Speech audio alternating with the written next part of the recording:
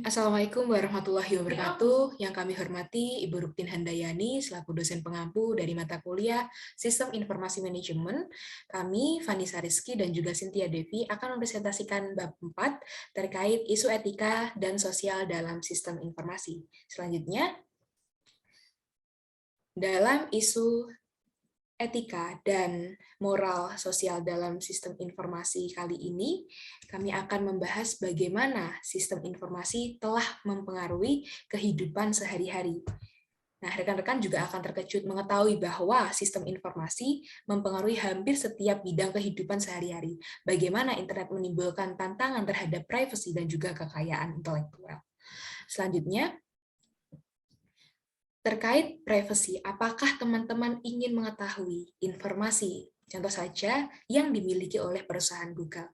Nah, teman-teman pasti akan apakah teman-teman akan merasa nyaman bahwa pegawai Google dapat mengontrol dan mengelola informasi pribadi rekan-rekan secara online? Selanjutnya, apakah teman-teman juga akan merasa tidak memiliki kendali atas informasi yang teman-teman sudah berikan? Selanjutnya, apakah teman-teman menginginkan privacy lagi? Dan beberapa ahli percaya bahwa tidak ada privacy ketika rekan-rekan sudah sukarela memberikan data informasi rekan-rekan secara cuma-cuma. Selanjutnya adalah mengapa kita harus menuntut privasi sekarang? Dan apakah kita layak untuk mendapatkan privasi tersebut? Mengapa? Atas dasar apa kita mengklaim hak atas privasi?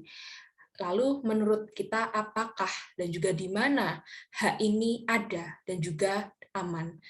Sementara kita memberikan data tersebut secara cuma-cuma baik di substansi pemerintahan, lalu di sebuah aplikasi dan media lain yang berkaitan dengan internet. Dan selanjutnya, di sini pada grafik sebelumnya di lingkaran tersebut, nah di sini menampilkan 5 dimensi moral, mulai dari hak dan kewajiban informasi, hak dan kewajiban properti, selanjutnya kualitas sistem, kualitas hidup, dan akuntabilitas. Baik, masalah yang berhubungan dengan hak informasi, mungkin hak apa yang dimiliki individu sehubungan dengan diri mereka, apa hak mereka untuk dilindungi, dan selanjutnya isu ini akan berhubungan dengan kualitas hidup, yang mungkin nilai-nilai apa saja yang perlu kita pertahankan dalam masyarakat yang berbasis informasi dan juga pengetahuan. Masalah yang berhubungan dengan kualitas sistem, mungkin standar data, dan juga kualitas sistem apa yang harus kita tuntut untuk melindungi hak individu dan juga keselamatan masyarakat. Selanjutnya, next. Nah, di sini ada tren teknologi, utama masalah etika. Yang pertama, kita akan membahas terkait kemajuan dalam teknik analisis data. Perusahaan dapat menganalisis sejumlah besar data yang dikumpulkan pada individu untuk membuat profil, lalu kesadaran hubungan yang tidak jelas atau NORA. Nah, dalam kemajuan teknik ini atau teknik analisis dalam tren teknologi, dalam pembuatan profil, kita akan dapat menggabungkan atau perusahaan atau suatu sistem akan dapat menggabungkan data dari berbagai sumber untuk membuat berkas secara terperinci yang sudah rekan-rekan submit. Nah, selanjutnya, selain itu, kita juga akan atau sistem akan dapat mendapatkan informasi terkait data yang tidak jelas dan bahkan tersembunyi. Nah, di sini sudah dijelaskan bahwasanya tersembunyi yang tidak jelas yang dapat membantu mengidentifikasi salah satunya atau misalkan adalah penjahat atau teroris. Next. Nah, di sini NORA kita masih berkulik terkait NORA. Teknologi NORA ini dapat mengambil informasi tentang orang-orang dari sumber yang berbeda dan menemukan hubungan yang jelas dan tidak jelas. Hubungan yang jelas dan juga tidak jelas. Contoh terkait maskapai penerbangan yang mengidentifikasi calon teroris tadi, yang mencoba untuk naik ke pesawat. Nah, pemerintah mungkin mengidentifikasi teroris potensial dengan memantau panggilan telepon. Di sini, pada gambar ini, ada tulisan telepon record. Nah, itu salah satu dari fungsi tren teknologi. Dan selanjutnya, next. Nah, ketika kita sudah menggunakan teknologi, kita akan dapat menganalisis etis atau etika. Nah, di sini ada 5 langkah. Yang pertama, identifikasi. Sebelumnya saya jelaskan bahwasanya analisis etis ini berguna untuk kita berhati-hati dalam menyebarkan informasi data diri kita. Nah, di sini ada proses 5 langkah. Pertama, identifikasi dan jelaskan faktanya dengan jelas terkait bagaimana sistem ini. Selanjutnya, atau mungkin apa yang terjadi atau kendala kita terkait sistem yang kita gunakan. Selanjutnya, definisikan konflik atau dilema dan identifikasi nilai-nilai tingkat tinggi yang terlibat.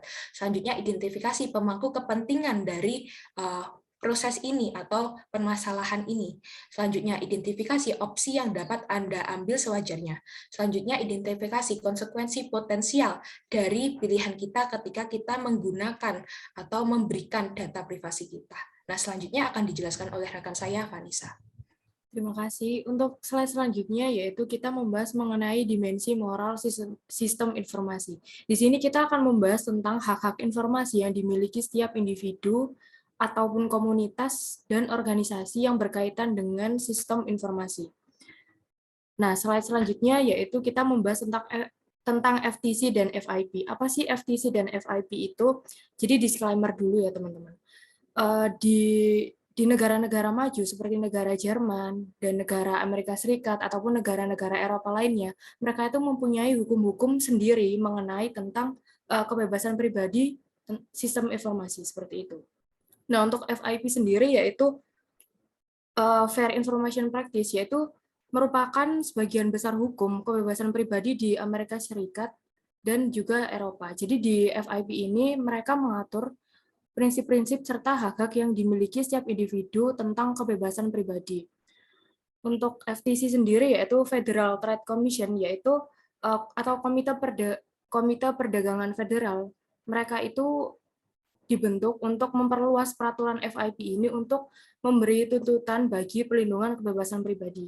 Intinya, FTC dan FIP ini merupakan hukum yang menjadi acuan untuk mengarahkan dalam perundang-undangan mengenai kebebasan pribadi, seperti itu.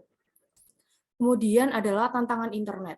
Teknologi internet membawa tantangan-tantangan baru terhadap perlindungan kebebasan individu. Informasi yang dikirimkan melalui jaringan memiliki peluang melewati beragam sistem komputer sebelum pada akhirnya sampai ke tujuan akhir. Masing-masing sistem itu mampu melakukan pemantauan, penangkapan, dan penyimpanan komunikasi yang melewatinya. Jadi sangat dimungkinkan untuk merekam banyak aktivitas online pengguna mau yang disengaja maupun tidak disengaja seperti itu. Untuk yang selanjutnya yaitu akuntabilitas, kewajiban, dan kontrol. Kita pasti bertanya-tanya, ketika kita merasa dirugikan oleh sistem ataupun perangkat lunak, kita ini mau meminta pertanggungjawaban itu ke siapa? Jadi pada tahun 1984, Kongres di Amerika Serikat itu menyetujui Undang-Undang Federal untuk kejahatan komputer, seperti itu. Dan salah satunya yaitu memberikan saran kepada Kongres mengenai masalah-masalah yang berkaitan dengan kejahatan komputer terhadap usaha kecil. Kemudian yang kedua, menetapkan bahwa seseorang yang mendapat akses ke informasi yang berkaitan dengan pertahanan nasional dan hubungan luar negeri tanpa otoritas merupakan pelanggaran. Jadi dia bisa dikenakan sanksi sesuai dengan persetujuan yang ada di Kongres Amerika Serikat pada tahun 1984. Kemudian yang kedua, hak milik atau properti intelektual. Yang pertama adalah rahasia dagang. Rahasia dagang ini produk karya apapun yang ditujukan untuk sebuah bisnis dapat diklasifikasikan sebagai rahasia dagang atau milik pribadi, dapat hukumnya itu dapat disesuaikan tergantung setiap negara.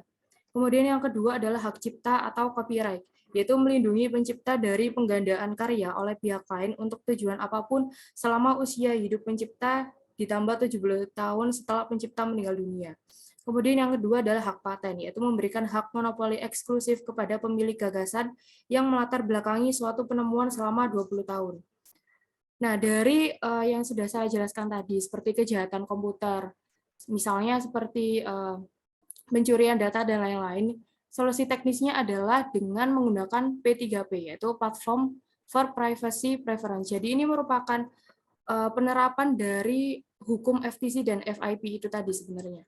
Jadi di P3P ini merupakan platform atau sistem acuan kebebasan pribadi seperti jadi di sistem ini nanti sistemnya itu memungkinkan adanya komunikasi kebijakan kebebasan pribadi langsung ke pengguna internetnya langsung. Jadi kayak meminta izin gitu sebelum sistemnya itu mengambil data kita. Nah, contoh penggunaannya itu adalah yang pertama, memblokir atau membatasi fitur cookies. Fitur cookies itu fitur yang secara otomatis bisa menyimpan data kita tanpa sepengetahuan kita. Jadi dengan adanya P3P ini bisa memblokir atau membatasi fitur tersebut. Kemudian yang kedua adalah mengendalikan iklan yang muncul. Yang ketiga, mengenkripsi email atau data. Yang keempat, menganonimkan nama pengguna. Jadi kita bisa bebas berselancar di internet tanpa teridentifikasi, sehingga sistemnya itu tidak bisa secara langsung mengambil data kita, seperti itu. Oke, kemudian saya lanjutkan. Saya kembalikan ke Cynthia. Baik, terima kasih Vanessa atas presentasinya. Baik, seperti itu. Dan intinya kesimpulan dari kami adalah sebaiknya kita berhati-hati dalam menyebarluaskan dan juga menggunakan aplikasi maupun website dan juga hal-hal yang berkaitan dengan teknologi informasi, khususnya yang sangat dipengaruhi dengan internet. Karena bagaimanapun identitas kita akan sangat berpengaruh dan juga akan sangat dapat dicuri atau mungkin dapat disalahgunakan oleh orang-orang di luar sana. Mari bijak dalam berteknologi. Mungkin itu saja dari kami. Sekian. Wassalamualaikum warahmatullahi wabarakatuh.